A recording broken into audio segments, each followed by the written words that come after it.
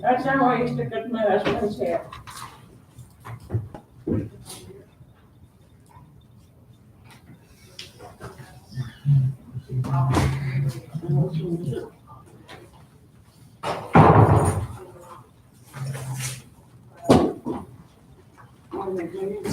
Morning, Rhonda.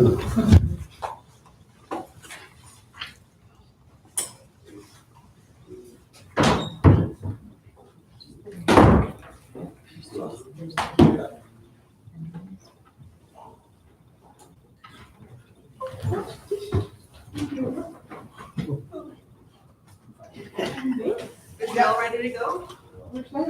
That was at the Kiki Wag. They had a presentation on what their I'm plans. oh, okay. Yeah, How are you? Oh, yeah, I thought it was here. that was on Friday. 2 days. Yeah. Morning.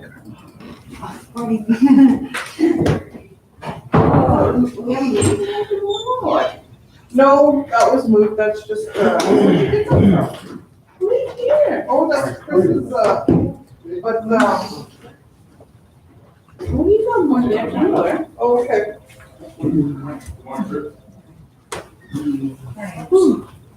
No, later on, talking about Charles Christopher. Maybe they wanted something for.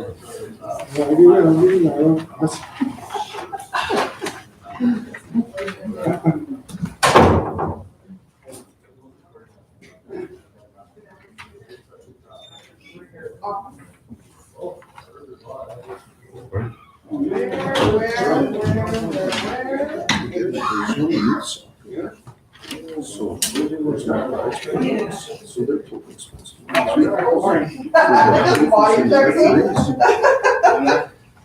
Just give him a good shoulder check. Morning. So, where do you go? Bill. I'll give you a copy of your John? John. We have room for Kiki left? There's Carol. Hey. Good morning.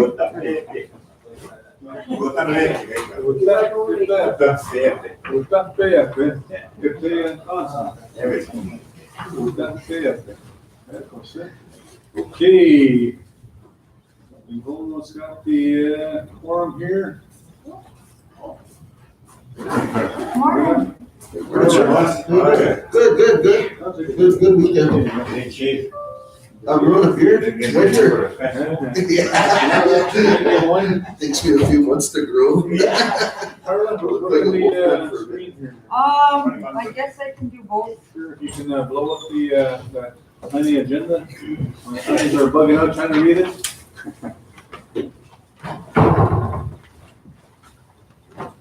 Oh, yeah, they're all playing something up and up. Hello, binoculars. Okay, we do have quorum present, so I'm gonna ask Katia and Mary Lewis to help us tobacco to share the opening prayer for us.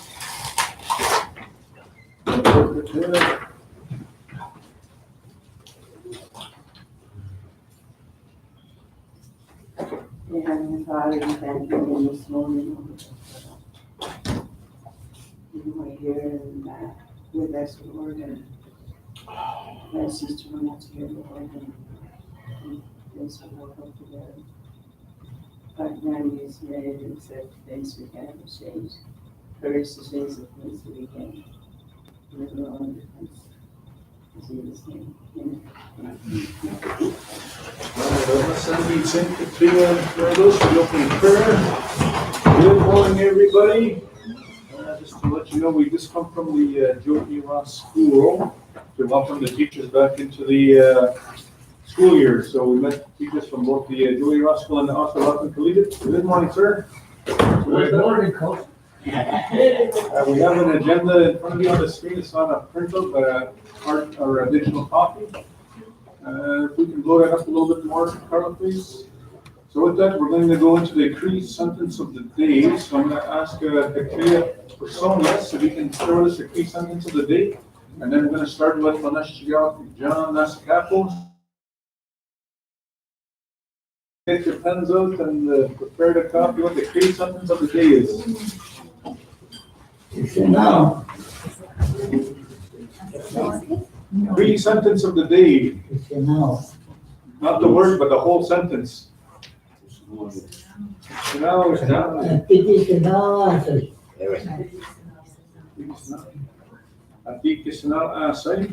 it's getting cold now. All right, so let's start with, let's go with John, that's the couple. Say. Okay, this is our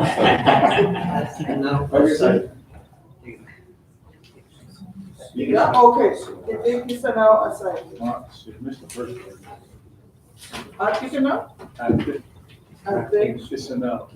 Oh, Atikisanaw asay. Okay, just on that note, Katia, constant, the thing, you gotta say with a three accent, eh? Voice and negative. and you're gonna- Atikisanaw asay. Atikisanaw asay. Atikisanaw asay. Okay. Did I get so- that? We got Atikisanaw asay. I think it's an hour. He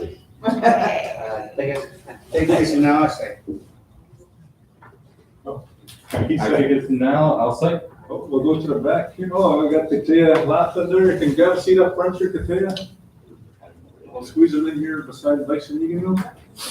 Oh, Katia. Three sentence. I think it's an Uh, hour. It's getting cold already.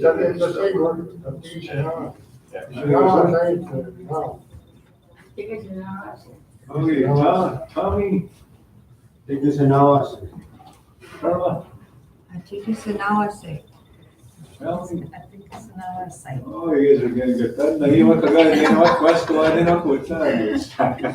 All right, great. So now we got the agenda in front of us here. Oh, sorry. Oh.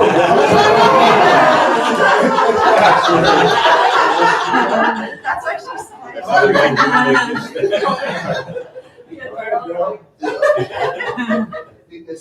Itikisanaw asay. Itikisanaw. Itikisanaw. That's it. Itikisanaw asay.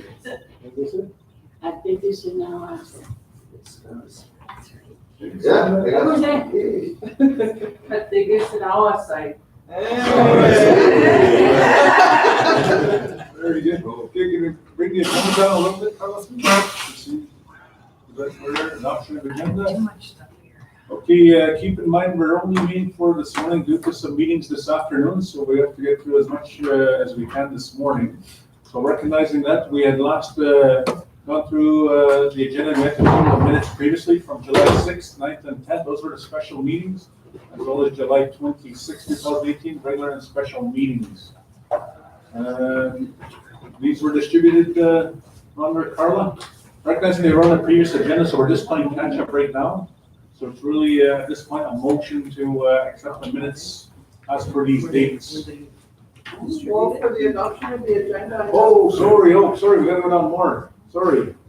Okay, yeah, there's previous before that.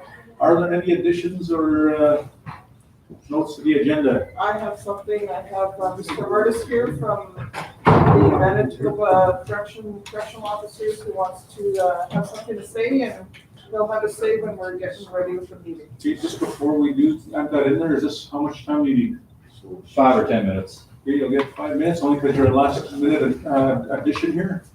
Just on that note, is this a request at the last minute, or was this? No, he came in on Friday. Alrighty, okay. Okay, this for future so that we can get these agendas done in advance as opposed to last minute, a note for all that to go. So we'll add that in since the gentleman is here, just after, before business, can we make that addition on this agenda? It's a PDF. they said. Pardon? It's a It's PDF. a PDF? Okay, so let's make a note, what's the agenda item addition? Remembrance Day representation from the Palm Correctional Center correctional officers.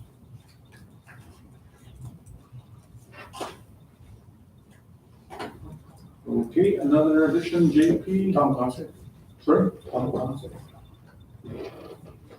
believe we spoke to you already. Questions? A few weeks ago, yeah. And then any other additions? Hearing none with those two, Dale? Oh, wow, you're fast. Okay, with those two additions, we get a motion to accept the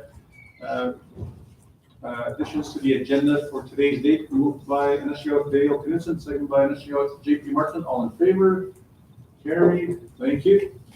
Okay, so with that, we have the citizens and guests. First one we're going to go with is, as per the addition, Remembrance Day representation, correctional officers, Vice Inigino. We had, is it Robert August? Correct. Yeah, he came to the office on Friday asking to be heard regarding request to again represent at the Equestrian Cremation Remembrance Day ceremony. Okay, if you want to pull up a chair there, Mr. Hardis. Good morning and welcome. Are you Cree by any chance? Partially. Which part? This one. Where are you from originally? Where's home?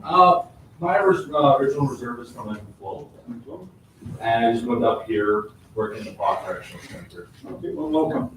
You have the floor, carry on. I just want to ask for permission again for this year.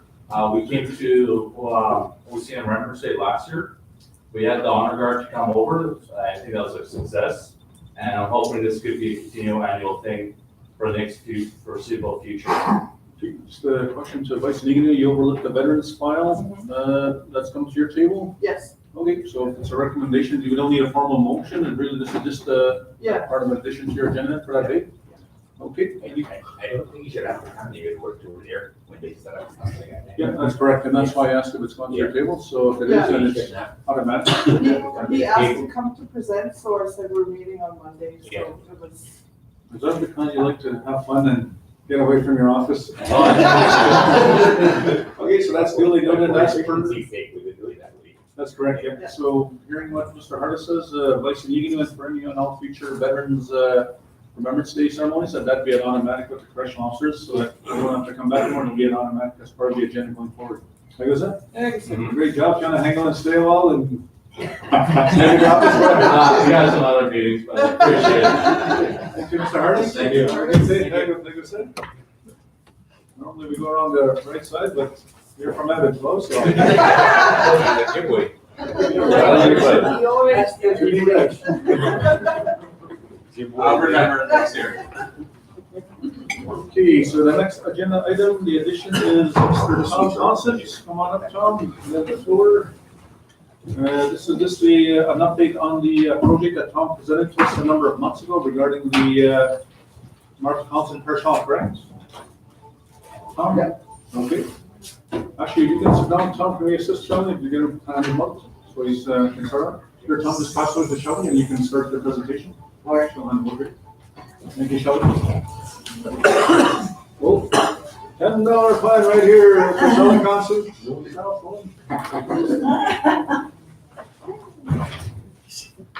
Go ahead, Tom. No excuse here, but I left my glasses, so. That's why I didn't recognize you. There's been a lot of changes on this. The last time I came in with this presentation, the initial funding was for like $446,000 in first amount. But since we've been having economical,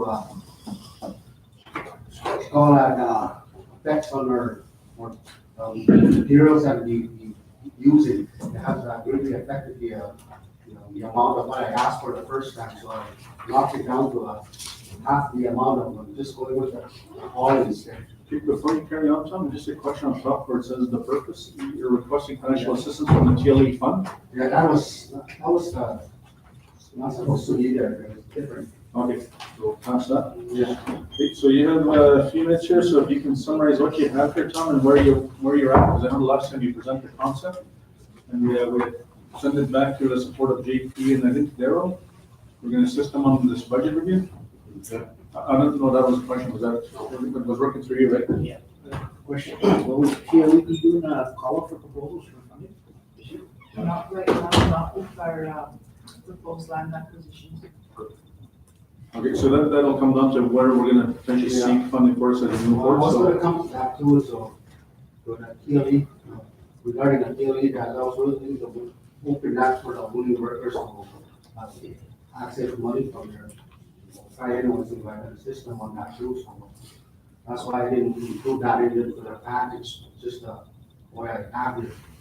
So the amount of what I requested from I need to first will be half of what the investment would be.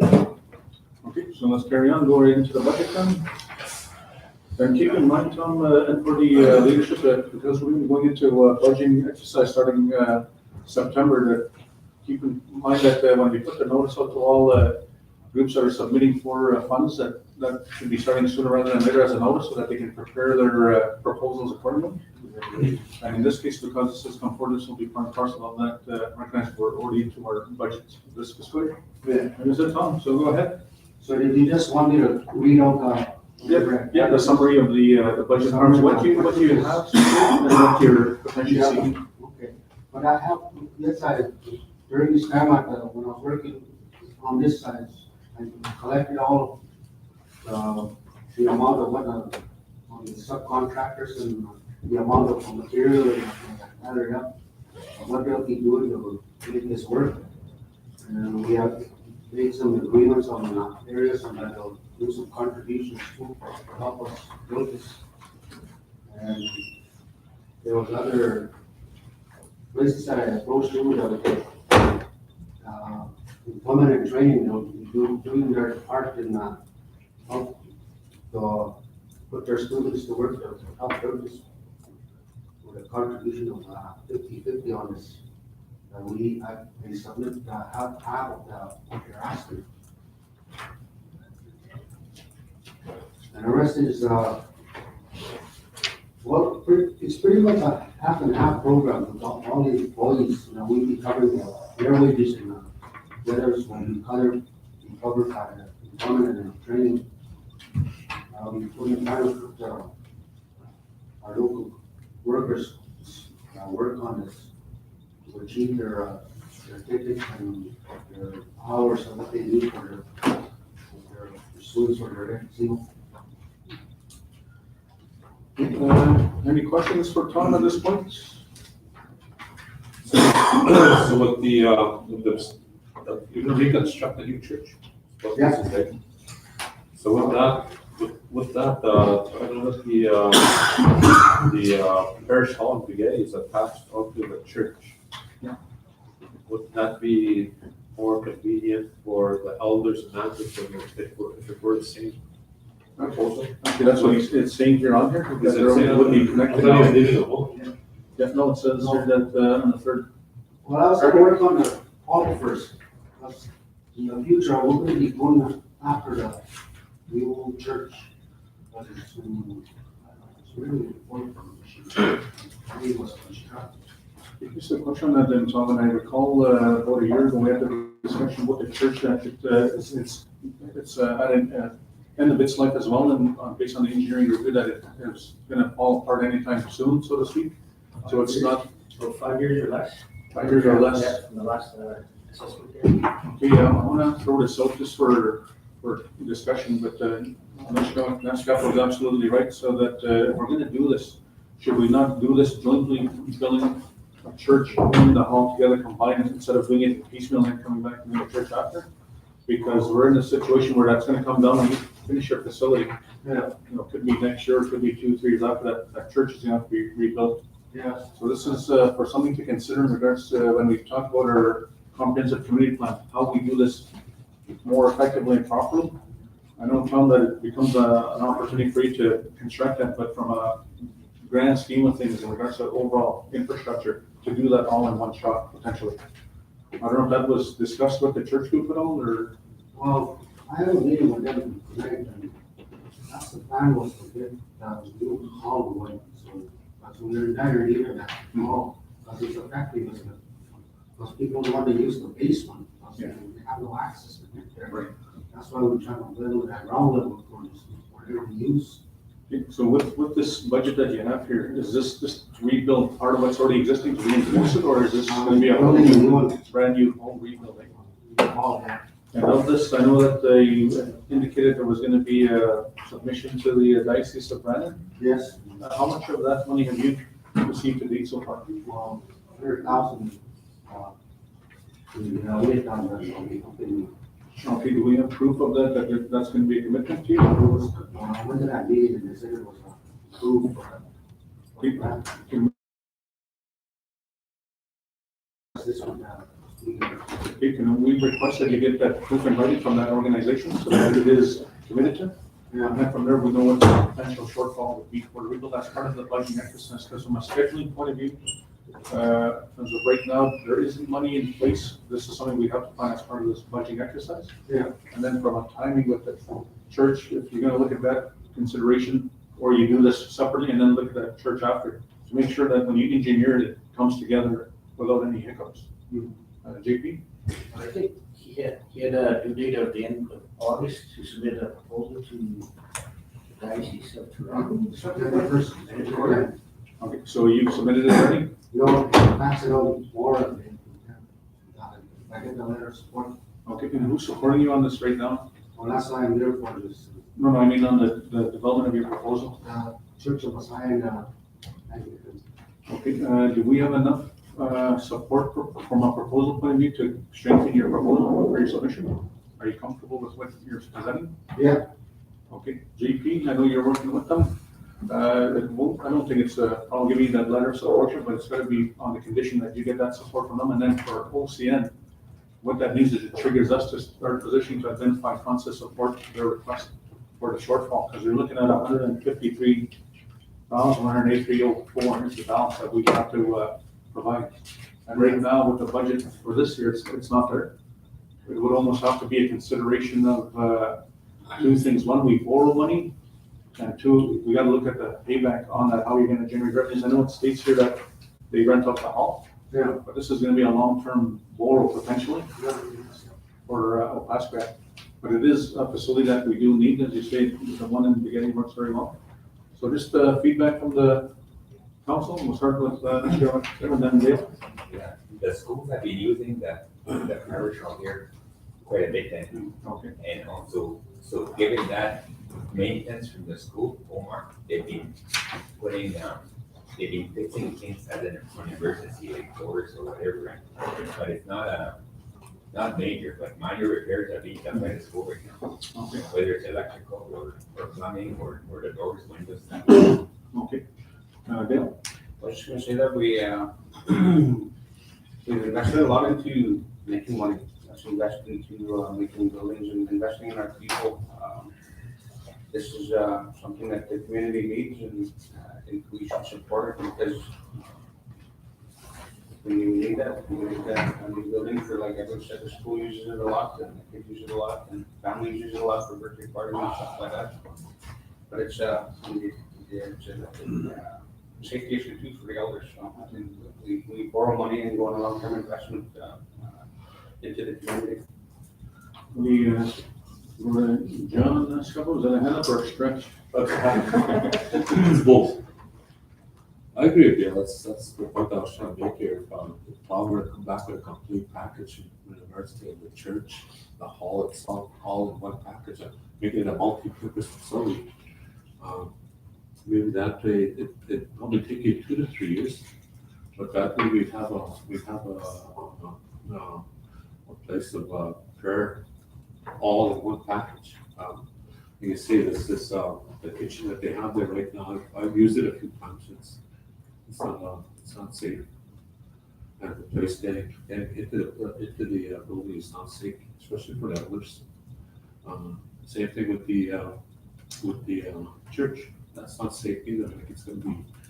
And then Yeah, it's going to be condemned in probably 2 years. So why don't we look at I was thinking looking at the investing into a new building, but all in one building where everything's, you make it into a multi-purpose facility. But at the same time, you involve the community and stuff, how you want it to look, and that way, Tom's got a 2-year project as to how that church is gonna look, how let's say that the kitchen facilities are gonna look.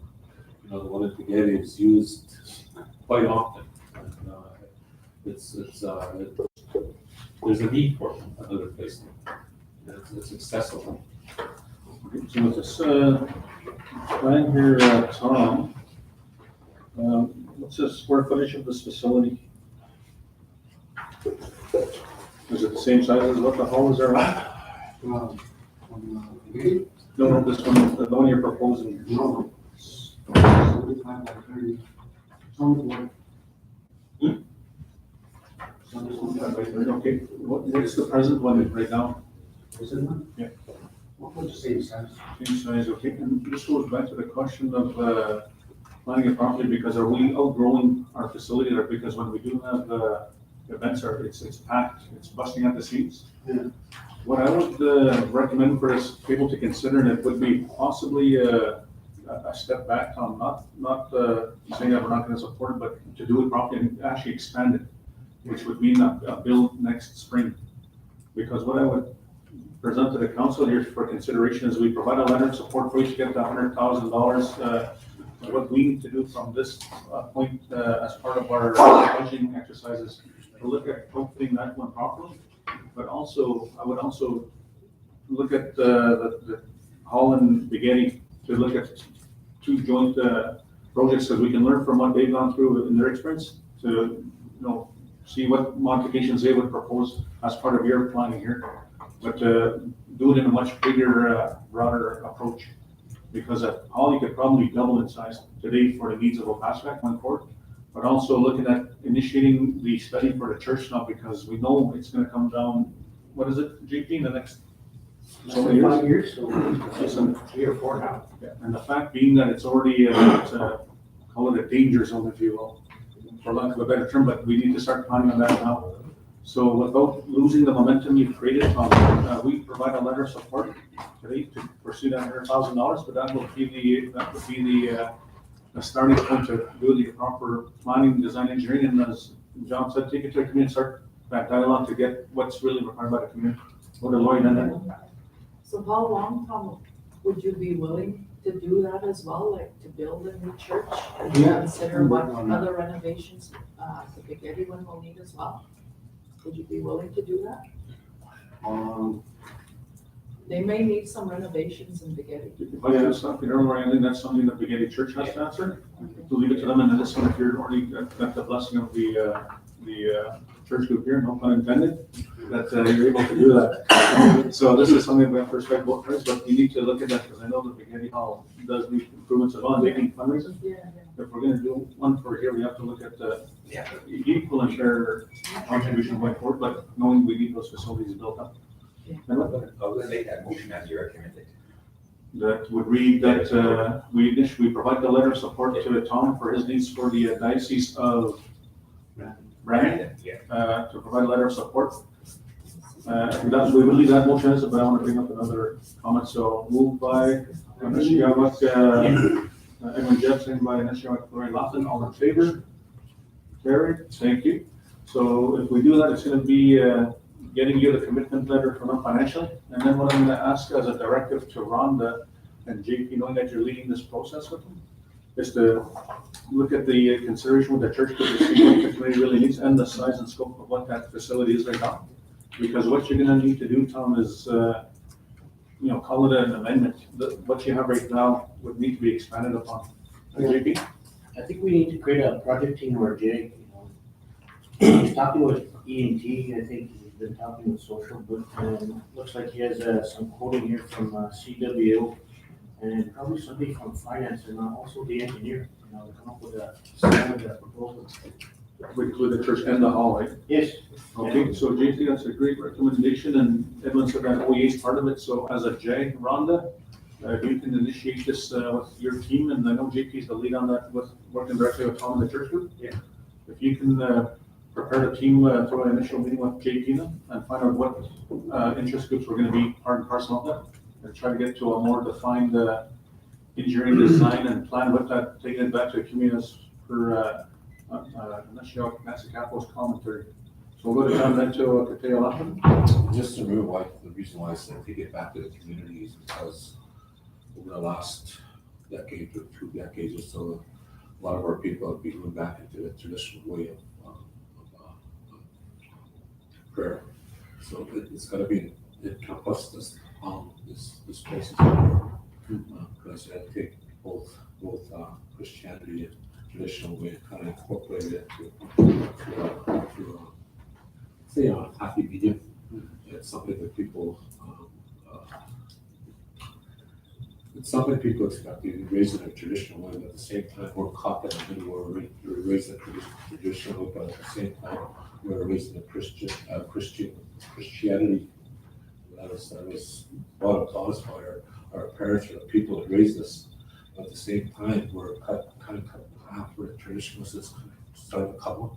So that has to be incorporated in that somehow. That's why I said piggyback liberty, because I know for a fact when we did that when my son passed out, we did that at the church, and it was kind of pushed aside by the people operating the church. They didn't want that happening on their side of the church. They didn't even want inside the hall where it's a free hall, but it's not a free hall, but it's a free religion kind of thing.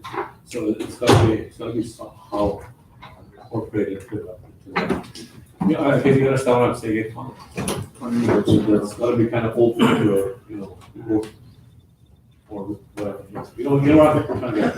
As part of that, Jag, Ron, the JP, when you bring it back, to include some of the people that practice those traditional ways. And just another note here for our budgeting exercise as we go forward, we provide 75,000 to Big 75,000 to Oceander. And we have to look at now the traditional people as well and put a budget there for them, because I know we've had a couple of people come for support of sweat lodges and we have nothing to give them. But again, as John says, some people only follow the red road, others follow the church, and some do both. So we have to balance that as well, and that is our original way. So we'll look at that as part of the budgeting exercise this year. Go to Katia Laughlin. I was just thinking about, we can't go over some law masses. We have to get proper legal stuff. So when it comes to insurance and all that stuff, so that you're covered on every side.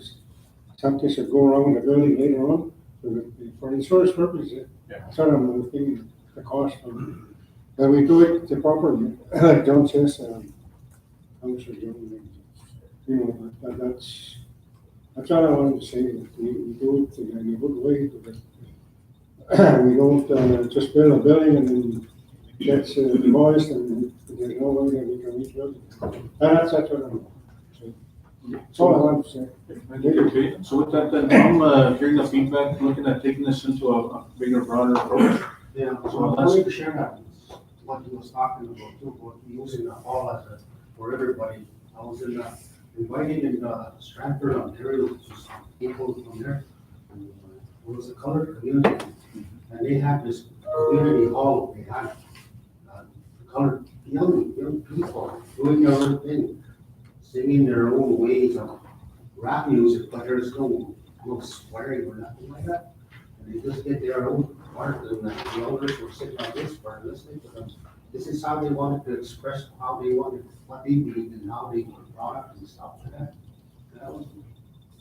And after that, they changed that whole thing into a feast. It was very good experience for me to see young people involved in that. Those young people that are young ministers there too. I see.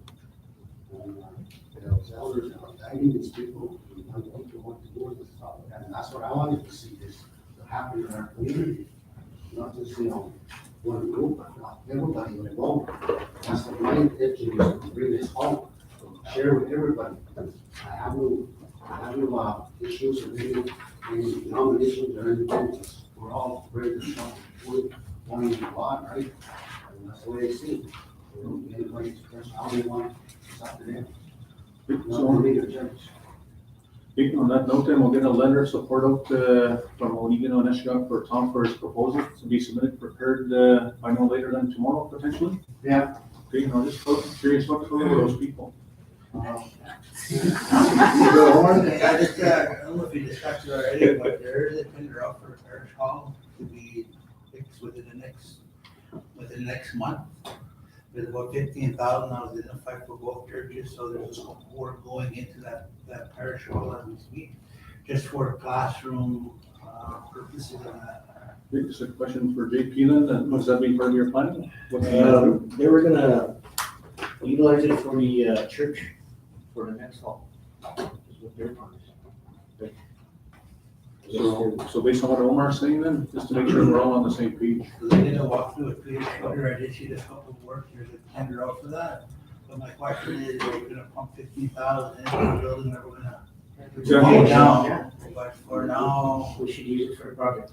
but for now, OLC, that's what we're using our student success program, our mentoring, because that's the only facility we have right now. I think what I'd recommend there, and Omar's to seize that $15,000 investment, put it as a part of this contribution here, but are you able to still conduct your classrooms the way it is right now, the state it's in? It's air quality, it's cold, the kitchen is sagging, but we did temporarily fix it. But I think that's something that you really have to look at, and that's why I explained to Shooter, we did the walkthrough, but we're putting a lot of money into that. Okay, because if we put 15,000, we're gonna do a rebuild potentially, then sure, everything falls in place, you basically burned 15,000 and wasted. But students have to be working and going to classroom in safety, right? Safety and welfare has to come into place. They can't continue to go to school. And that's the only possible area that we're able to get those students for that, right? There's no space for employment training. I thought they had a classroom up, 2 classrooms upstairs and some space downstairs. Not with these students. They're a special bunch. Because we really don't know the finalized date yet as to when he's gonna start building, right? We're asking him to expand his project to include a new church. So in the meantime, we should do some upgrades so that the students that are using it today, presently, are learning in comfort and in health and safety. Okay, so on that note, then, you don't want to put these kids in a substandard facility, you want them learning in a warm, heated, safe, structurally sound environment, so if that 15,000 is invested there, the question then is, can that building be used for something else after, instead of just demolishing, move it somewhere? Does that be considered, or is it gonna be a total write-off? It's only the first phase for the foundation to bring the flooring up. Okay. But at the same time, it's gonna be heated on the inside. Yeah. They've already said though, based on what we experienced now, it is high, it's an high area for them. But it's also, it's a comfort zone, and they did have a lot of success coming with those students. Is we pay for that right now, right? Only if they can rent, but normally it should be up to for Barbara and them to maintain that, but we've been putting a lot of money of our own into that, with doors. Okay, that's what I was getting at, is if we put 15,000, you're paying rent for it, you get some of it back anyways, but to make sure they're comfortable for the year. JP, is that right? It's sweating. We're paying more than we should, but we have to do that. Okay, We have to keep it up there. okay, so But I don't think we have to put 15,000, like Lori said, into it. That's a long-term thing.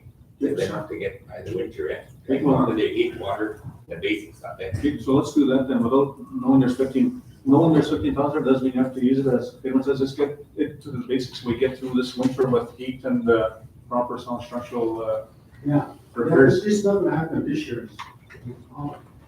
Hopefully I was gonna get it started, by spring. Okay, so that gives us time then to do that, so we'll move on with that, recognizing. That church was built without an engineering blueprint, that's why it only lasted 25 years. Okay. If you do it properly with an engineer, it lasts a bit longer. That's right. Yeah, in respect to Philip, he was the one that broke the, get something going to be safe for the building, that was not gonna be safe. Okay, so knowing that, then we will move it at 15, up to 50,000, start to get where it's gotta be to get to the winter, but with this, Rhonda, with Tom and JP to get this guy going, on doing this properly with the concrete that's being provided. Omar? Just one more quick note on the topic here. Since the advertisement went out, we only had one company come forward, and they're not promoted yet. So I don't know where the tender has reached. I know I talked with them about it this morning, that where is the notice for the tender, how do we get our membership? Always have membership coming here for work. To this day, only one person, one group only approached me on the walkthrough. And we have 19 red seals out there that no one came forward yet, from yet. Okay, go to Rhonda. If I could ask for the group to send that back to us administratively, so we can see if there's, I don't have enough information, I don't know if we can find an alternative classroom, so I don't know what to recommend, but if you could leave that with us, we'll figure it out and we can give you an update next meeting. Okay, so JP and Tom, just sit down with Rhonda then, just get up to speed on that, because you're working with the church group anyways, right? Yeah. Should be, And Omar with that, but who's who? in regards to the classroom. The classroom, the classroom. Oh, okay, so The Omar then, 15. so with the Ron on that? Yeah, Well, I was gonna say that, though, why don't, there's more buildings in that, Ocean, we could utilize for the winter, is the Getty Youth Center or the church in the beginning. It just got upgraded. Yeah, so I think the one in, the church in the Getty should be good, I think they just did some renovations there, and, I think they could just get a bus picking up students at the school and taking them over there, transporting. It doesn't always work because it's used lots for funerals and everything, yeah, Okay. and it cuts into classroom time. This one is not used, it's practical. And what, working at home? we'll go to Dale, then we'll go to JP. Is there a reason why we're not using the Getty Youth Center? There's a big classroom upstairs that they can utilize it. Okay, this is what we're already going into the detail of that, so Rhonda, we'll leave that to you and that team to bring forward and discuss, and then come back with a recommendation shortly. When do you start using it for the classroom? So, probably starting, Wednesday. This Wednesday, okay, Rhonda, you have to move fast on that then, so later today or tomorrow, you can discuss with Omar. Yeah, just for clarification, they explored all options for looking when Crystal was running that program, and then that's where we ended up with, so just for clarification, they did explore all Okay, areas, yeah. thank you. JP? Final comments? What about using the home? The veterans home? Yeah.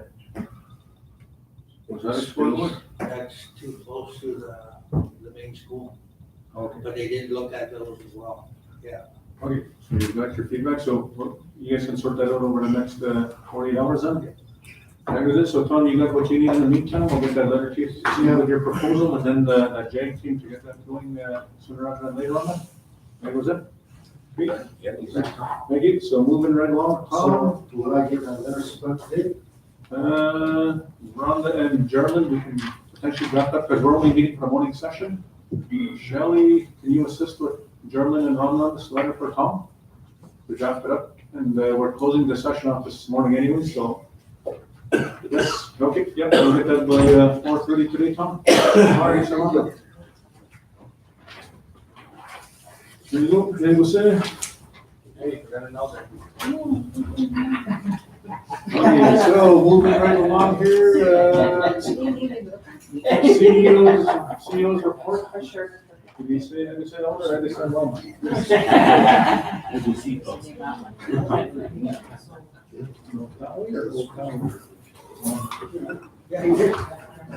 John, did you say Exito? I just had a question for Priscilla here. I said, the old way of saying mom, is it Notawi or Otawi? No, that's the Kringlish way. It's in your Cree. Ask the elder. Honestly, moment, Notawi? Notawi.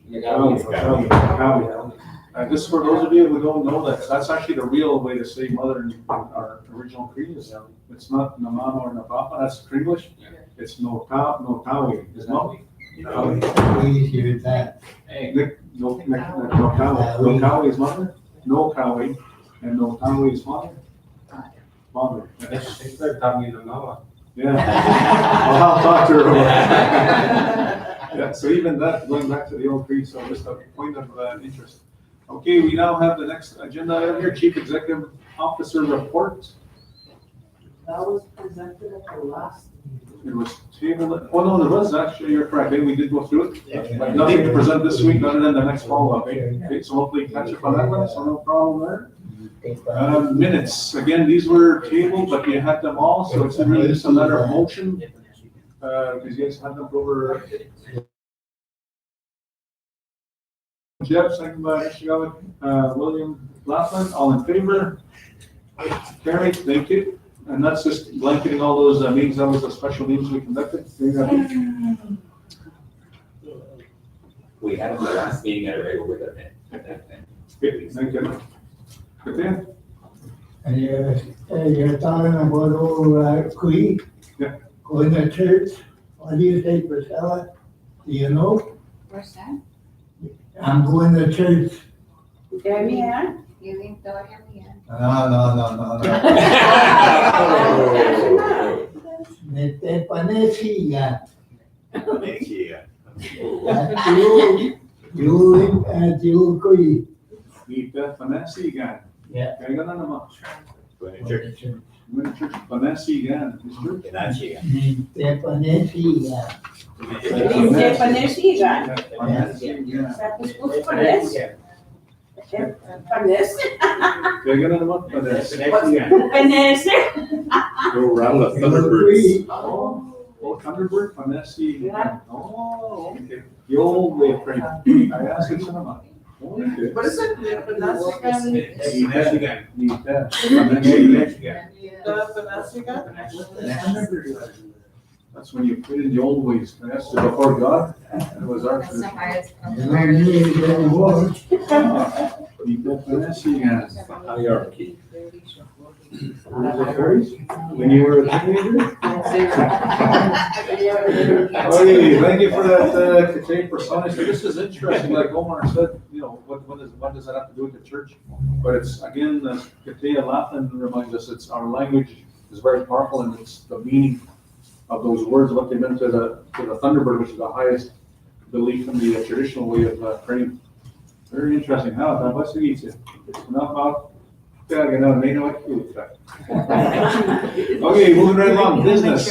Item number one, CFNFA amendment, number 43 for 2018-19, Daryl Bauer. Well, before you present, Daryl, is Nicole meet that? No, tomorrow. Tomorrow, okay. So who's presenting on this? 43 is just to ratify. 43?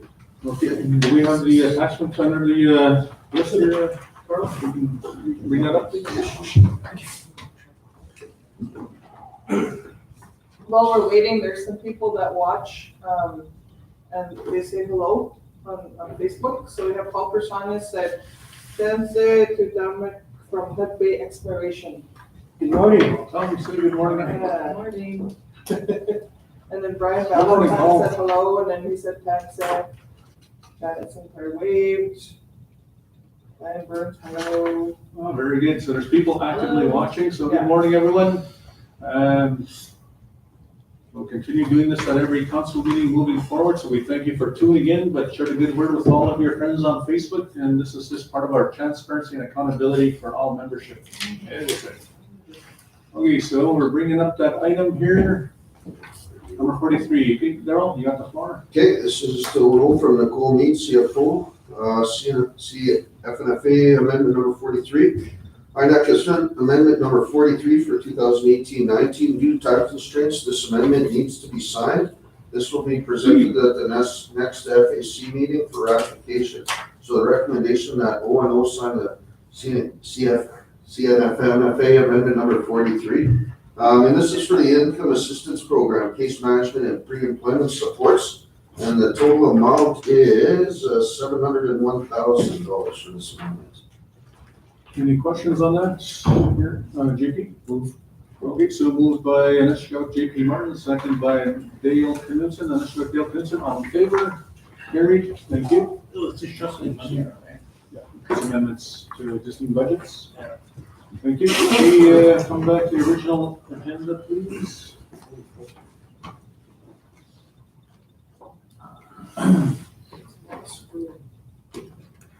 Oh, no, it's at the top, isn't it? The agenda? Oh, the original agenda? Yeah, right to the top. Oh, this is all PDF format, right? This. Well, next will be CFNFA number 44. Yeah. Oh, Do you need something under it? Isn't there a mouse pad there? We should have an agenda fund. yeah, we have a hard copy agenda, just to see if we can print that up for us to follow.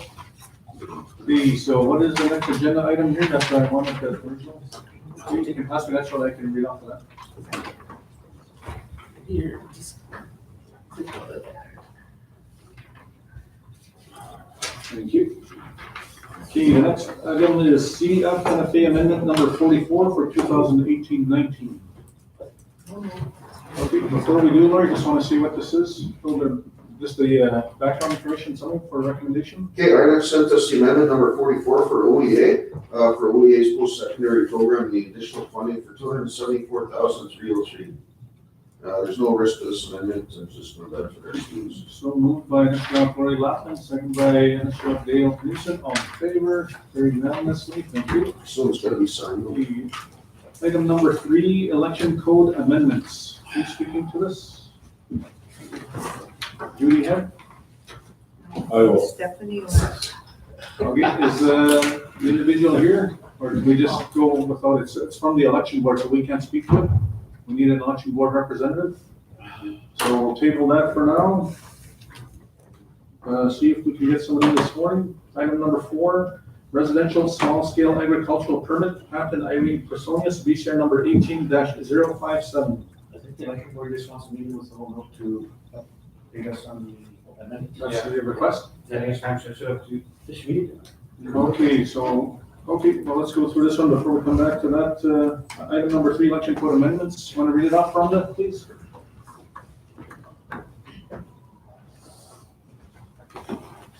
To O&O from the OCN Election Board, this is follow-up in regards to O&O meeting with Election Board to discuss any amendments to the existing code. Amendment to the code is coming close to a vote on September 6th. A community meeting is being held at 6 at the Kikiwak to go through most of the amendments, which is the wording. It's the last opportunity to make any recommendations. The board is interested in meeting with O&O to hear any thoughts they have regarding the pros and cons and what has to be brought forward. During this time, timeframes can be presented. And if O&O wishes to meet, suggested the meeting be held September 6, 2018. Before September 6th. Oh, sorry, before, That's yes. actually going to be within the next 2 weeks. So tomorrow morning, because we were meeting today, there was the RDG was coming, but they had to cancel last minute. But we do have the FSO still coming. Audrey Kozak, she's still coming tomorrow morning, so we could do it tomorrow morning because the ISC shelter launch was going to be presenting to us as well. Was that part of RDG? Yeah, Shelley? One of the things is that I'm pretty sure Carla refreshed my memory. What time does that session start? It's 9:30. 9 for these guys. Okay, so for us with Anish Jagala, we can meet with the election committee for 10 a.m. or 11 a.m. We don't need more than an hour with the election committee. I think we should meet with the election committee. Okay, so let's go for 10 to 12 tomorrow morning, if that's all the time we need. 10 a.m. tomorrow morning with the election committee because of the time frame. Otherwise, we're all booked up. I just want to make sure, when's their CCG, John? That's on Wednesday at 9 a.m. Okay, so tomorrow morning, 10 a.m., we will meet with the election committee. So Carla, would you be able to inform them, SAMAC, so they can book this? And that's with the board, right? Or election committee, sorry. Okay, 10 a.m., everyone. Please book that in your calendars. And we'll say. Okay, moving right along. Item number 4, residential small-scale agricultural permit for Pat and Irene Personius, VCR number 18-057.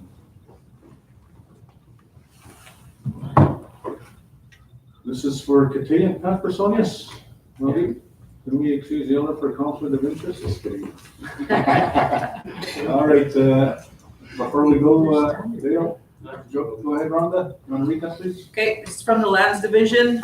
The above noted was dealt with and approved at the Land Authority meeting on July 4th. Patrick and Irene Personius as joint tenants and not as tenants in common were approved. A residential small-scale agricultural permit for lots 16, 17, 18, and 20, Wachi Bay, OCN 21E, consisting of 20 acres for a term of 9 years to commence June 1st of this year and terminate May 31st, 2027, based at an annual fee of $5.50 per acre or $110, and that the annual fee is subject to change. So the recommendation is that O&O approve BCR number 18057, granting a residential small-scale agricultural permit to Patrick Personius and Irene Personius.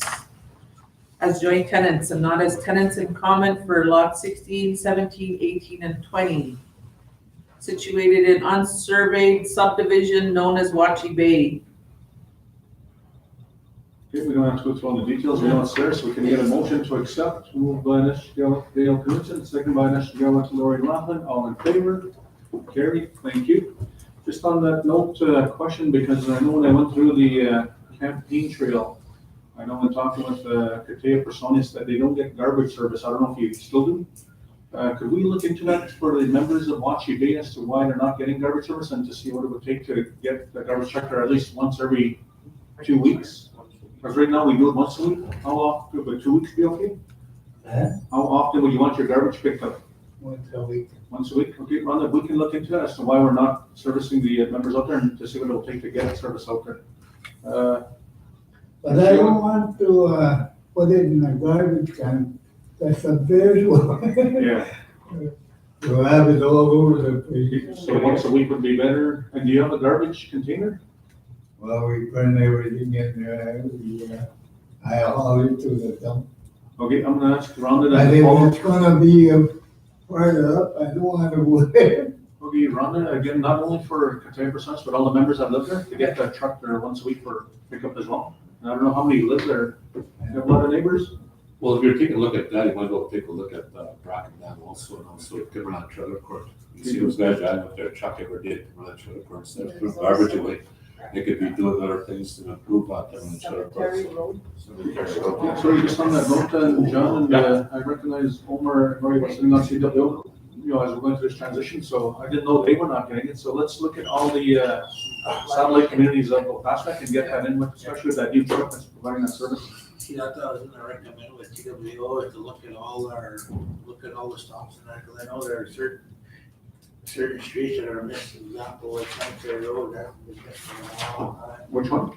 Very. That's on the other side of Crossing also, yeah. Yeah. Okay, so we'll look at that then and bring that back around the link to that board and include them in as part of the overall garbage service. Thank you. Just on that note, do they pay service fees? That's what we're gonna check. Okay, as part of that overall, and if they don't, they should in order to get that service. That was it. Thank you. Okay, moving right along, like I said, you can start planting your potatoes. Waiting. Okay, residential small scale agricultural permit, Laurel Lappin, BCR number 18-058. Laurel Lappin. What is that? Laurel. I'm gonna excuse myself. Okay, you got 2 minutes, okay, same idea. Moved by Nishigawa JP Martin, second by Nishigawa Shorty Lappin, all in favor, very unanimously, thank you. Okay, membership transfer number 18-060.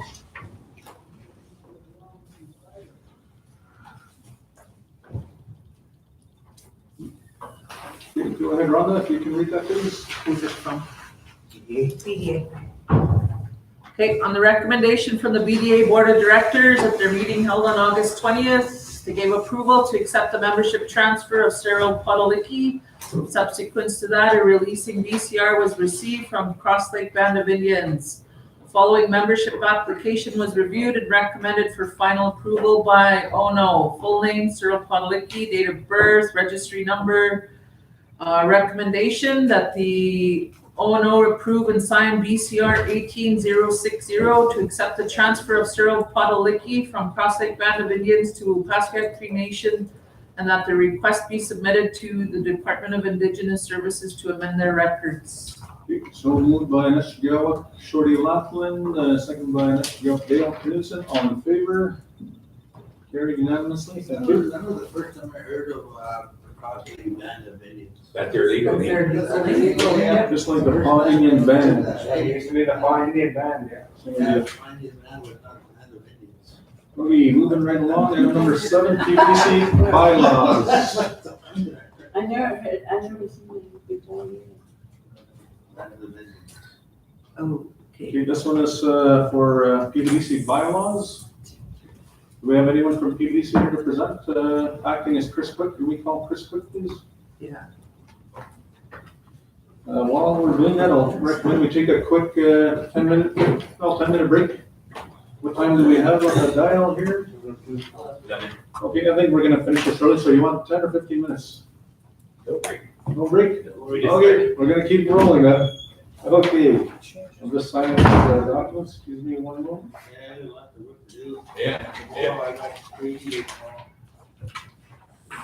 Did you see what part ran interest in them? Oh, yeah. That's the thing I don't know. Okay, just while we're waiting for Chris Cook to come in, PBDC, the same thing where they actually have to update all of their bylaws and procedures, they now have that all in place. And some of their bylaws were outdated back 20+ years, so we caught them up to where they gotta be now, modernizing it according to the latest legislations. And that's part and parcel of going in line with all of our FMBs to modernize and update all of our policies and procedures. Well, they started that process a long time. And they just never got it done. So everything is now where it needs to be. We need the sticker, remember last Thursday, we had an emergency, meeting and, we need to sign the sticker for FNFA. So they're on there, that was already approved, just need signature. Yeah, we already got a motion and it's good. Dale, after done, can you pass that back to Lori for her signature, please? Except her own, don't let her sign her own. There's the other one, just to sign.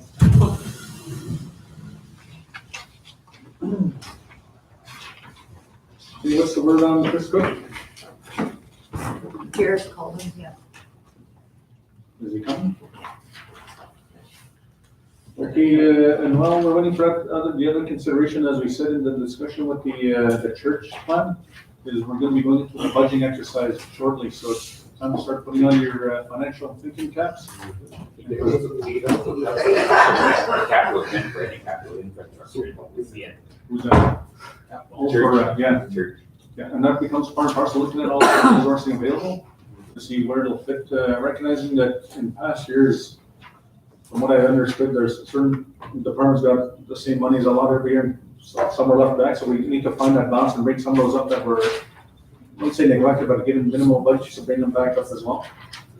And factoring this all in, because the other push that we're gonna do, and that's, like Kevin Jed mentioned this morning, or that's like John Mascapo, was we're going to be going into a negotiation with MFR and hopefully with Indigenous Services directly, yeah.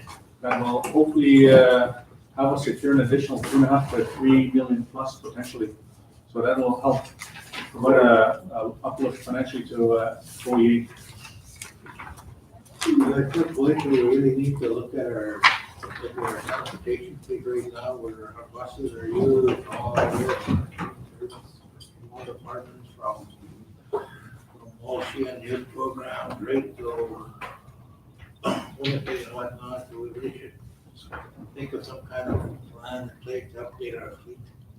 Yeah, that's for you guys to present tomorrow through your board, and that comes out to be part of the budget exercise, because it goes through your OEA board, right?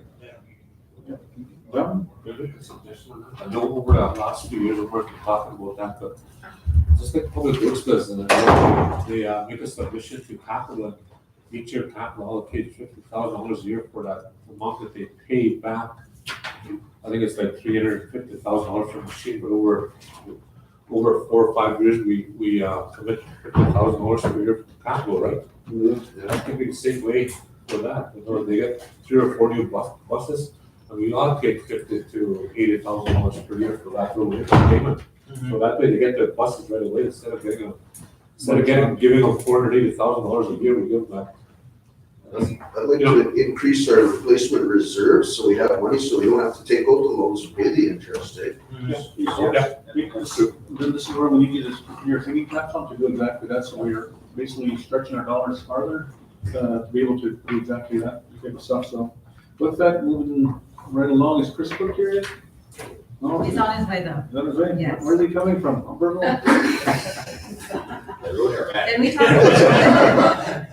Can we talk about, Okay.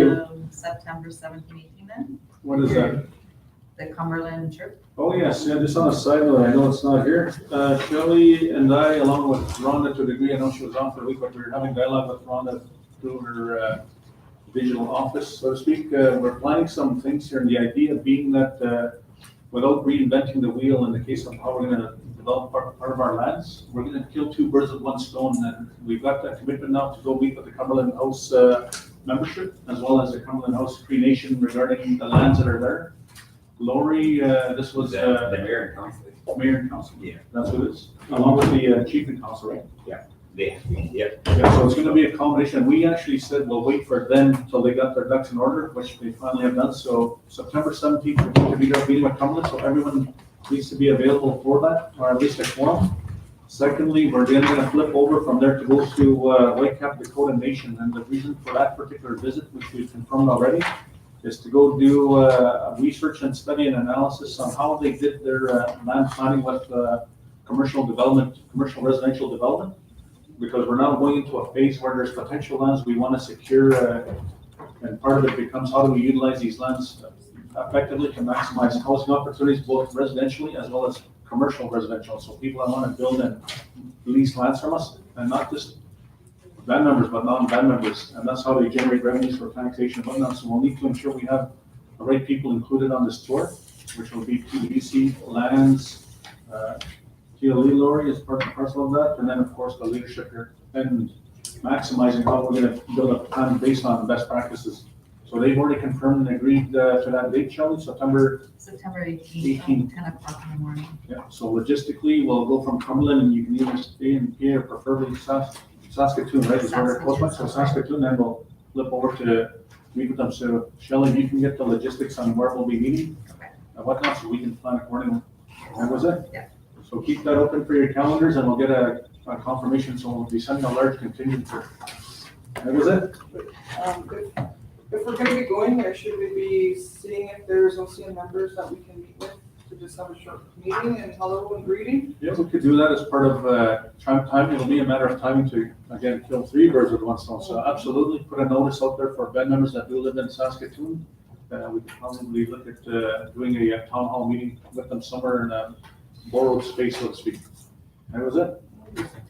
So with that, CEO, we put out a notice like that. It'll be just a meet and greet of members, depending on our day, because it'll be a full day event. Most likely I go to Cumberland and come back here because I have an OEA board meeting. Okay, Next day. okay, so recognizing that. Probably go if it's on planning. Okay, as long as you split your duties in. Okay, so that's what we need, is who will be available to make sure we have at least one present. Okay, we got Chris Cook here now. Chris, we're on item number 7, PBDC bylaws. If you can read and present what we have up on the digital board here, please. You want me to go through the whole thing? Just a summary. 4 pages? Just a summary. How many pages? I think there's 4 on that issue sheet. And a lot of it is just a list of the bylaws that were changed or revised. We just need a summary of it. We don't need to go into the detail, but recognizing, give the history of where it was to where it is now and why you're doing what you're doing. Yep. Previously, our bylaws were becoming outdated, and then we started doing some projects that required us to develop more corporations. And initially, because time was short on a lot of this stuff, what we didn't do was create the proper buffer between the new entity and PBBC, and more importantly, OCN. So what we did was we hired a legal counsel, I believe it was Pitt Lado, and they took a look at what we did have in place, and they said, here's the best way to create distance between you and this new entity that gives you a buffer from legal liability and also tax implications. So they went through the whole thing, they made a bunch of revisions, created a bunch of LPs so that we're protected. And the board went through them August 15th. Carl, if you can scroll down a bit, we're reading. The board went through them on August 15th, and that was after a presentation from legal counsel. They made a motion recommending that chief and counsel approve them. They approved them, and they need chief and counsel for final approval. So that's what we're here for today. And if you want, later on, there's 2.5 pages of changes that were made, and they're discussed in the issue sheet. Just on that note, Chris, last time your bylaws were updated was when? From when I saw your bylaw document, it was a number of years, It was too long. 20+ years? Yeah. Yeah, so you can see how legislation changes annually. That this was never done here, and I think, OCN in general was not done. So what we need, Ron, just as a point of note here, that the policy analyst, especially the fact we're going to F&B, needs to be on top of any legislation changes annually, not 20 years down the road, so that we're always on top of our books and knowing we're going to a standardization, that we're always monitoring that, so we're not caught in a legal situation where we're at fault because we didn't update our bylaws. You say standardization, that's right across the board for all boards and all committees and so forth. Yeah, that's correct, yeah. Yeah, So- maybe as a part of that, we can start generating a list. Yeah. So that when changes happen that affect our bylaws, we have a list and say, okay, all of these have to be addressed and revised. Yeah, so as part of our restructuring run, and again, this touches a little bit on the governance, is when you look at the centralization of HR, that individual that eventually is hired will put out notice to all departments that update this particular policy or procedure, knowing that that's legislation, so that we're always gonna be on top of our game. So with that, we have a recommendation here, Chris, if you can read that out, please. That the Opaskwack, Onegano, Mena, Onishkewak give final approval and adopt the new bylaws for Opaskwack Business Development Corporation Limited and all affiliated corporation bylaws for related entities. Give final approval for the director's resolution to adopt new bylaws. Give final approval for the allotment of shares to OCN where required. And give final approval for the shareholders' resolution. We have a mover for that motion. Questions, Lori? Does this also include the trichome? This would be applied to everything going forward, keeping in mind Tricom is a subsidiary of PVC, but anything within it, because there's no staff in there, it's basically gonna be a reporting like Parks and Beverages, they have their own. But they'll be reporting directly and, I think it's quarterly they report to you guys. Plus you get your monthly report, so the same accountability, transparency will be there. That is it, so moved by Anashigawak Lori Laughlin, seconded by Anashigawak John Nascampo, all in favor? Dale and Vice Lino, get your arms up? Yeah. Okay. Pass unanimously, thank you. So motion carried, Chris. Next item is the PVDC TSX application. Okay, this one, has documents attached to it that require signing. And I believe the bylaws may as well, but those have been forwarded via email.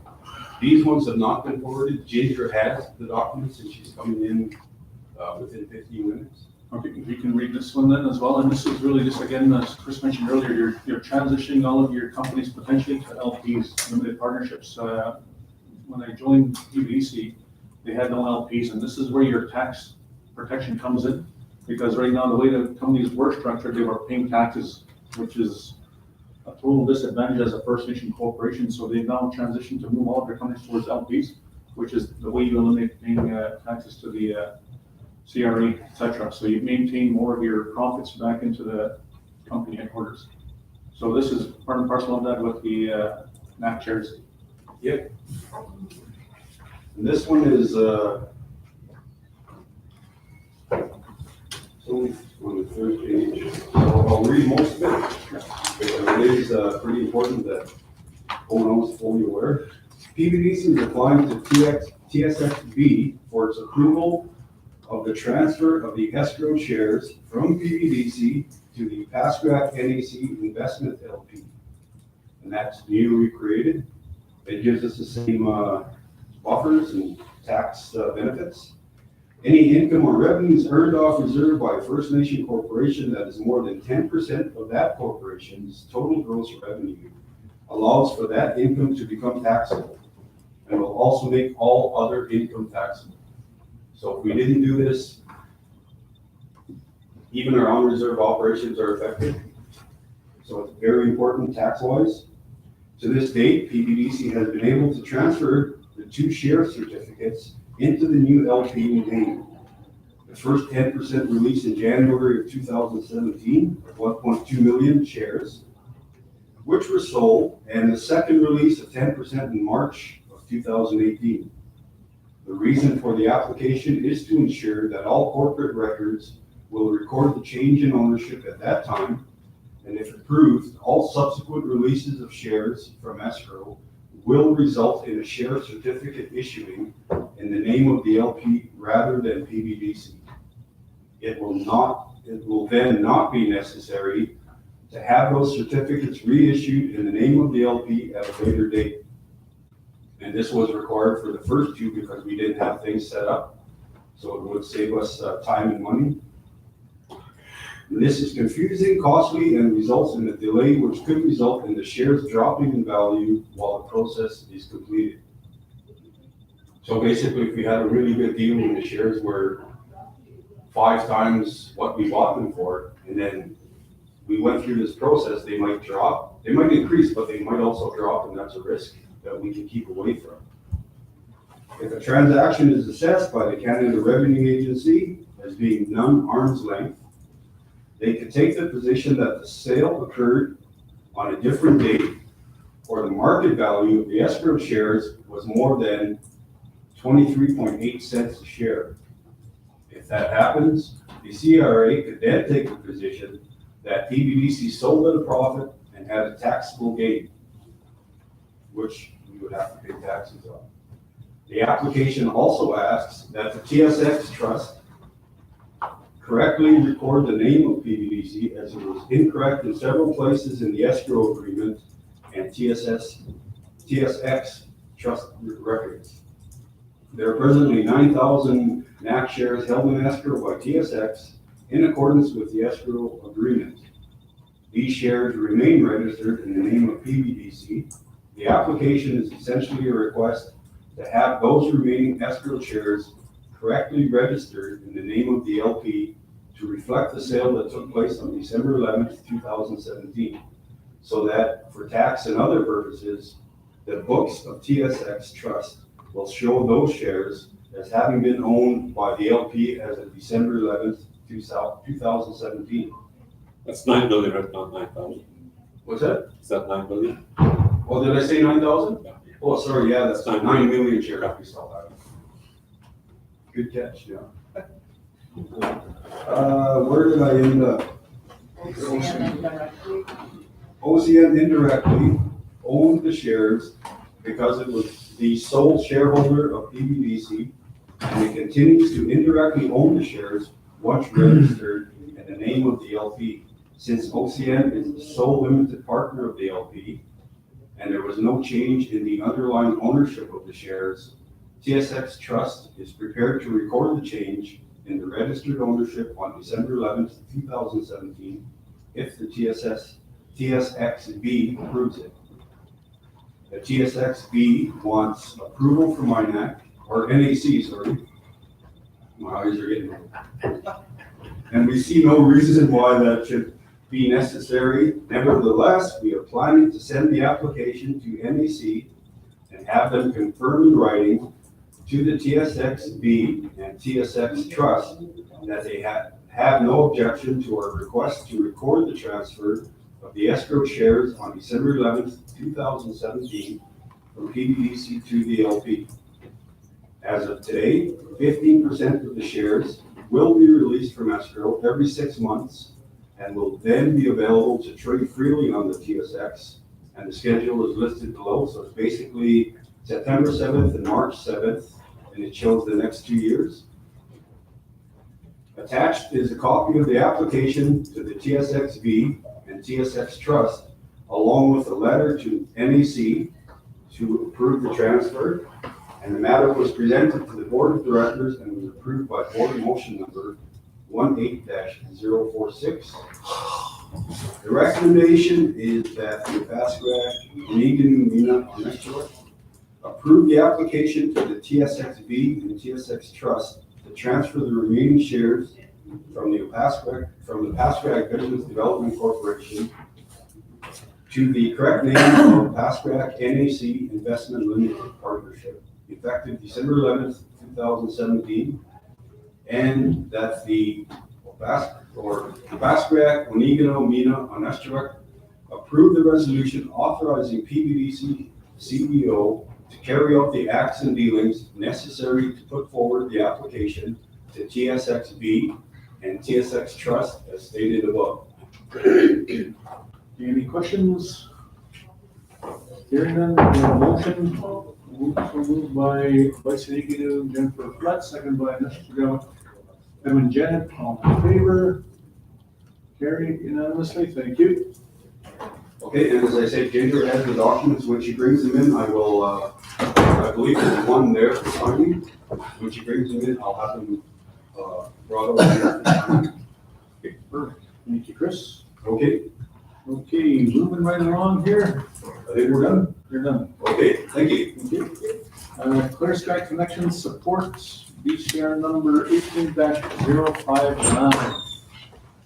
A little bit of background on this. I know that this issue came up to the KO assembly, and it went actually to the AMC Executive Council of Chiefs last week, and it was approved that they would support this particular particular BCR or this motion. So right now there's a fight going on between Mississippi Communications, Communications and Clear Sky Connections regarding a submission that was put in for installing fiber optic cable throughout Manitoba through First Nations, from some on the south, border in the south, and then the rest in northern Manitoba. How is that different from broadband?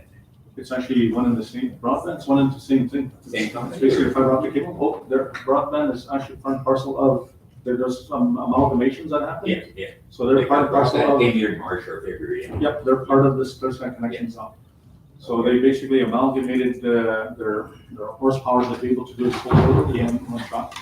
So right now, what's happened is Mississippi Communications is basically going against what was approved by MPLG and AMC, and they're still pursuing that angle. So again, it comes down to, they're basically going against what the assembly had approved. So with us, we had approved this originally, we maintained that, and they're still at it for whatever reason. So they're basically disregarding the chief's directions based on the approvals. Right now, it's going to the Indigenous Services Canada, and there's a meeting going on there to see who gets it, because as was discussed at the MKO meeting, there's an option here. There's going to be a winner and a loser the way they're going, or will Indigenous Services Canada basically leave off piece and say, okay, you have this piece, you have that, based on your letters of support. But ultimately, what it does is it basically creates discord within the Assembly of Manitoba Chiefs, because they're going against what the Chiefs approved originally, and they're basically competing against them. So it's going to force a conversation of when the AMC or the MK or SEO give direction, all of a sudden you've got a group that comes in and goes to compete against them. It's defeating the whole purpose of why have that assembly give direction, and when a certain First Nation is not adhering to it. There should have been agreed upon dialogue, but that's happened after the fact. Yeah, this issue is on to 3 different levels. It's Santa Creek table that did there exactly, MKO did the same thing.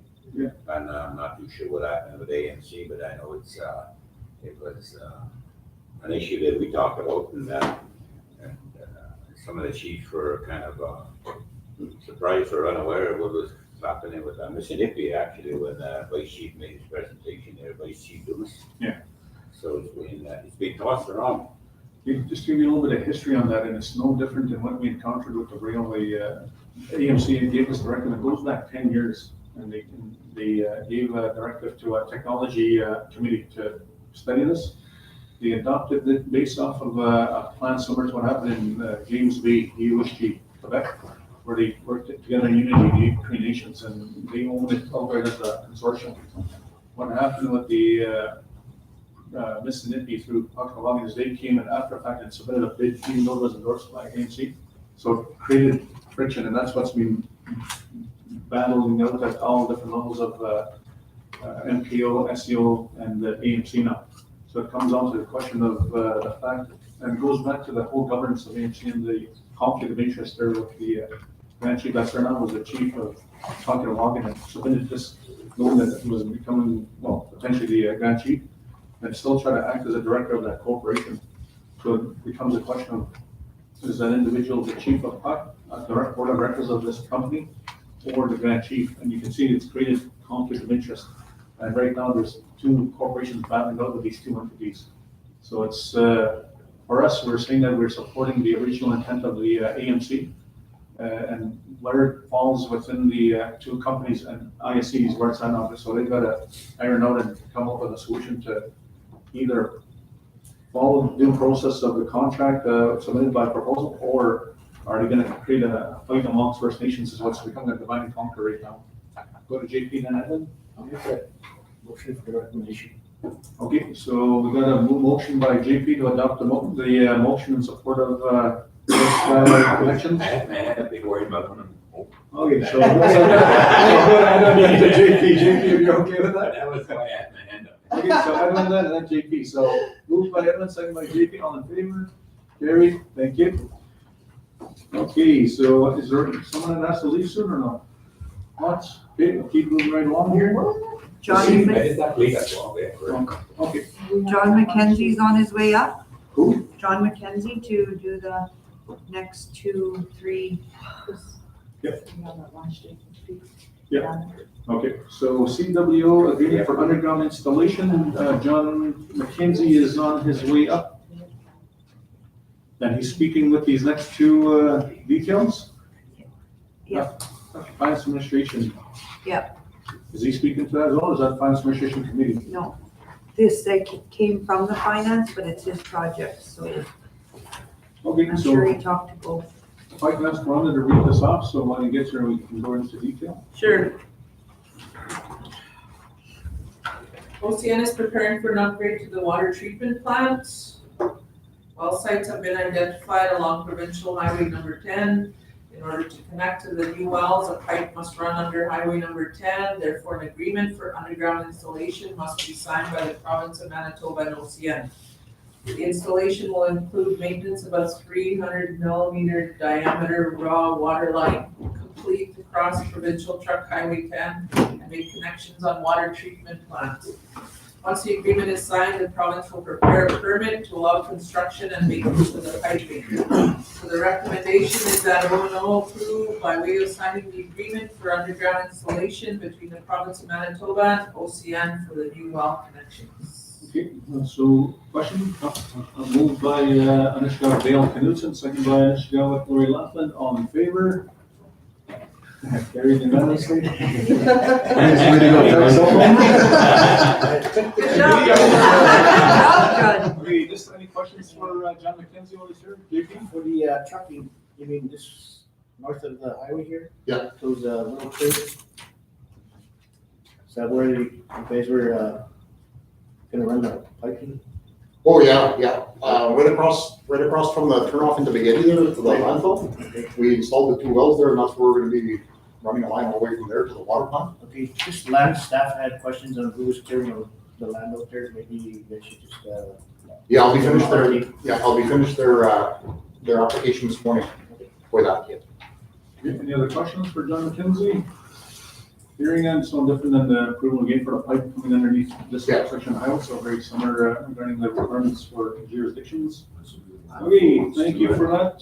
Rhonda and John McKenzie, so you got what you need there, John. Daryl? There is landfill issue sheets. Johnny was supposed to be here for a presentation, so I wonder if we can. Okay, that's what we're going to next. Okay. When will I start this? Sorry. John McKenzie? You guys done your meeting? The installation of that new pipe, when will we start? Well, we're still waiting on funding for that. So we designed it, the design process is there. It's ready, so we're gonna go to funding hopefully next year. We'll get the money to the water plant to run that pipe. Okay, so what we need there, just on the side note, an issue sheet, Shelley, from you guys, because when we schedule our next lobbying effort with Ottawa, we need that one brought forward and updated based on all of your background. Okay, sure. And that's something we'll have to determine very shortly. Okay, next item here, item number 11, Finance Administration Regional Landfill Projects, integrated service for the design and construction. Who's speaking to this? I can, because we're through the FAC committee already. So the terms of reference for the engineering services for the design and construction of the solid waste recycling facility for OCN was posted on MERX with a closing date of June 27th, 2018. As approved by O&O, ISC received 5 proposals, KGS, WSP, AECOM, JRCC, and Dylan. So the RS Wharf Working Group and the PM Associates met on July 19th to review the proposals. After reviewing and scoring, AECOM was the engineering consultant that was selected by the working group. Craig Blair, senior engineer at ISC, provided AECOM with a letter on July 30th informing them that they were selected as the engineering consultants. O&O are asked to appoint Niganu Sinclair Nicole Mead, CFO, to sign the contract for the project management services between OCN and AECOM Canada Limited. So I recommend is the O&O appoint Niganu Sinclair Nicole Mead to sign the contract for the engineering consulting services for the design and construction of the regional solid waste facility between OCN and AECOM Canada Limited. Any questions? Who's the working group? Who's on the working group? John? Right now, just me and Zach were representatives for that. Because I know, we did sit on the Yeah. CWO board, then we disbanded it, and then we agreed that the counselor should sit so that we're aware of what's going on with these projects, so that we Yeah. can keep the membership informed as well. Okay, so that, as that evolves, then just follow that process then. Okay. And then once we get the governance solidified there on it, then we'll update that accordingly. But as we said, the council members that were sitting on those particular boards will more than likely be part of this board. For the most part, we'll finalize and confirm that when that's finalized. John, or for John, sorry. Hearing then. JP? I'll move. Okay, so moved by JP Martin, seconded by Dale Knudsen, all in favor? Carried unanimously, thank you very much. Okay, just on that note, what I talked to John McKenzie about and Judy when she was acting last week was that I'm going to recommend with the planning officer coming here tomorrow, just as a briefing note, just to, but a brief to plant the seed that we're going to want to pursue this project as a sole source contract. Normally, ISC doesn't do this, but we're going to push that angle, knowing that we have the capacity and equipment to do it. I did ask John McKenzie last week that can we do it with our expertise within OCN here. If we can, we need that reassurance that you guys can project manage it and do it. We probably need a little bit more equipment and use contractors from OCN, but that's something that we can do, I think, 100% within a fast track. Yeah, that's something PBDC is gonna have to answer for, because it'll run through PBDC, right? As well. So that's something we'll have to sit down with them and work out. But usually our project management and our equipment within OCN, Yeah. PBDC owned, CW owned, and band member owned equipment. So that's the angle we'll push. It's not being done in Manitoba like that before, but we're gonna push that angle. All right? Just as a comment there, I really hope that our band members can be a part of this project. Because with the last project with the lagoon, we received a lot of concerns that they weren't involved. And it was a $17 million project. And if they were involved, it was only part-time work, 1 or 2 weeks, and then they get someone else in. The major ones working there is the company there themselves, Sherkuski, and I know we are in partnership with them. But if we can somehow work so that our band members are given more opportunity to get work involved in this project as well. Just on that note, I'll ask Ron if we can get an update again of the project management team, the partnership to do an update to us, because from what Lori says, it's half true sir in regards to some, and I know some were only there 2 weeks. We want to make sure to see what listing of how many start there full time and are there to this date, to make sure there's no pattern of recruiting our members and bringing in someone from the south or wherever outside of OCN. Okay. Let's see what the real facts are, so we can disclose that. And also put a report into the Tutman of what those statistics are on the contribution OCN for services paid to BBC businesses, employment, training and equipment hired. Okay. And again, we want to see a post-mortem on this project to see where improvements can be made for the next one. JP? Next time we meet with our partner there, Chikuski, can we get an update also of all the concerns that the council had voiced? How they're addressing these concerns? Okay, John, I And it'll be PBDC as well to take a note of that, bring that to our project management team as we sit on, right? Yeah. Just so that they're aware of what concerns are going to be, need to be addressed going forward. And those guys know what they were from last time as well. Okay. So when we finish at the end of the day today, we'll select our next meeting date and we'll let those folks want to be part of the agenda.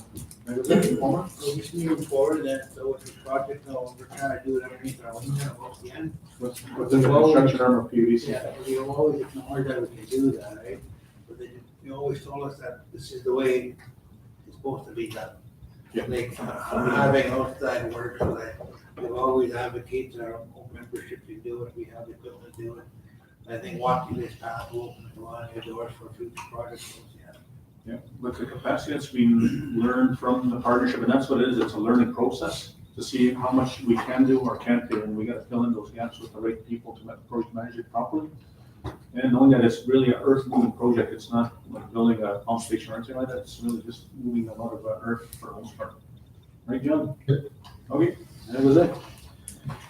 Okay, if there are no more questions for John, we're done there. Now we go into the next item, F&A bank account OCN landfill project. Daryl or John? Daryl? Yeah, Go ahead. yeah. Transport, okay. Hey, Carla, we're gonna scroll down to the next one, please. Okay, so this is from the Finance and Admin Committee, to O&O, the Regional Solid Waste and Recycling Facility for OCN was approved by O&O. As part of the project, as with the OCN Lagoon project, a separate bank account is required. The bank account will be opened at the First Nations Bank with the following signers. Zach Moore, Johnny McKenzie, Sheldon Solvay, and Philip Cesario. One signer from OCN and one signer from PM Associates will be required to sign each check. The attached BCR is required to open the bank account. So the recommendation of O&O approve and sign BCR number 18-055, appointing Zach Moore, Sheldon Sauvé, John McKenzie, Philip Cesario, in signing authority for OCN landfill project bank account, which will be open at First Nations Bank. Any questions on this? I got one question. I'm just curious why First Nations Bank as opposed to Scotia Bank? Is it gonna be easy for you guys to bank? You do it all online, knowing we don't have a branch here? I'm not sure why they actually go with the First Nations. That's just the accounts where they're set up. So it's no problem? No, they're with the lagoon and that, it's the same process. So, never had any problems there. Okay, they've been treating us pretty good. Yeah, the funding comes to OCN and then OCN sends a check back to them. And then we just sign the ones for the contract itself. Okay. So as per recommendation, we need a mover, moved by Mr. Dale Lafayette, second by Mr. Gloria. Sorry. I'm a step ahead, but then Mr. Gloria Knudsen. All in favor? Carried unanimously. Thank you. Sorry about that. Okay, and that's it, John. So thank you very much for your time. Great, thank you. Keep up the good work. I know we don't have any more complaints on the Imperial Road, so you guys are maintaining it very well. Yeah, that'll be, plus the other work will be fixed here right away too. We're gonna take out so it never happens again. Okay, perfect. That means tape. Those dragons, keep those dragons happy. Okay, moving right along here, we have item number 13, information, OCN Housing 109 Jeb's Drive. Now, just a question, do we go offline on this? Because it is dealing with a police matter. Alrighty. Okay, so we'll sign off and bring them back on after we're this issue. Okay. Okay, so we're off on the TV screen as well, Carla? We're not on the Facebook, are we? Or Facebook? YouTube.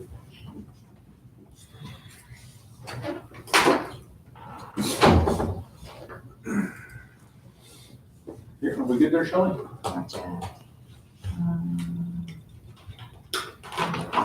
Okay, we've got 11:41 on the clock here. We'll finish everything up here shortly.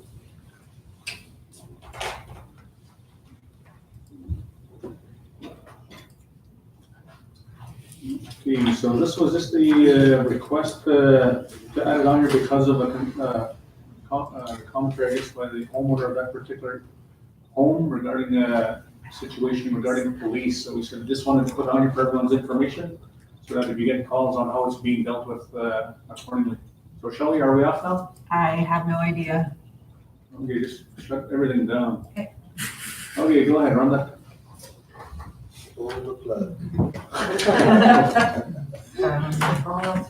Yeah, just read the letter.